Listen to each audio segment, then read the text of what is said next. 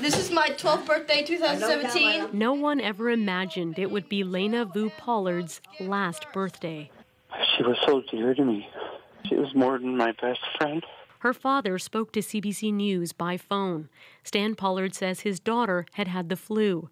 2 days later, his only child was dying in his arms. The vision of her staring at you while you're trying to rescue your daughter's life is going to burn in your memory for the rest of your life. Incredibly, a second child at Lena's school also died from complications related to the flu. Health officials say the two cases aren't connected, but at least 8 children have died across the country so far this flu season. That's higher than average. Hello. Hi. How's it going? Pediatrician Dr. Dan Flanders says he's seeing slightly more flu cases over last year. Unfortunately, he says parents are being bombarded with conflicting information about flu shots. On the one hand, they're getting messages from the media and from public health about how important it is to vaccinate your kids. And on the other end, they're getting messaging anywhere from don't bother, it's useless, to don't do it, it's dangerous. If I offered you a $10 intervention that reduced your chances of dying in a car accident by 10%, you'd take it in a heartbeat, right? Doctors say the type of virus that usually sickens kids, the B strain, arrived early this year. The current flu shot cut that risk of infection by more than half. But only about a third of Canadian children get the flu shot. We have a lot of trouble with flu because it's very common and its complication rates are low. So, you know, from my perspective, one of the frustrating things is when you talk about meningitis, everybody sits up, but you're actually more likely to die from influenza. Lena Vu Pollard did not get a flu shot. Of course, there's no way of knowing if it would have saved her life. Christine Burak, CBC News, Toronto. Dr. Theresa Tam is Canada's Chief Public Health Officer, and she joins us now from Ottawa. Good to see you, Doctor. Good to see you too.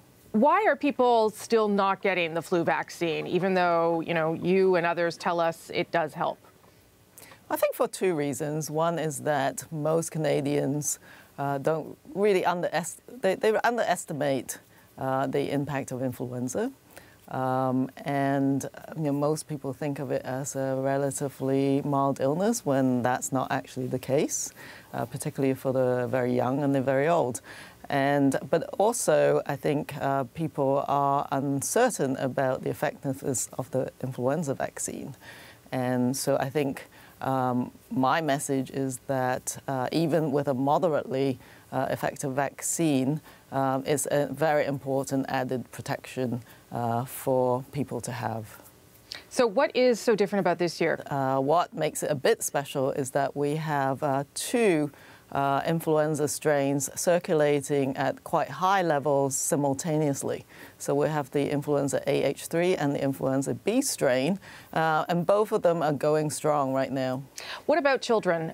In the story we're playing tonight, it did affect a child. Obviously, they're more vulnerable. Is that particularly the case this year? Well, I think as in any influenza season, the youngest of the population as well as the oldest are at higher risk. And influenza deaths are actually rare, though extremely tragic when they do occur in children. But there's a lot of hospitalizations, anywhere close to 600 to 1,300 hospitalizations a year. So what would you say to parents this year? Is it too late to get a vaccine, or is it still worth it at this stage? It's definitely not too late to still get the influenza vaccine.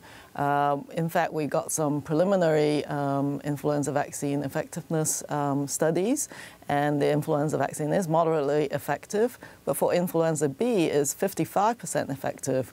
And I think every parent wants to give their child the best protection, the best shot in protecting them, their health.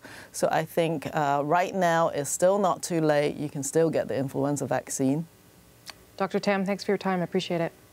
Great, thank you.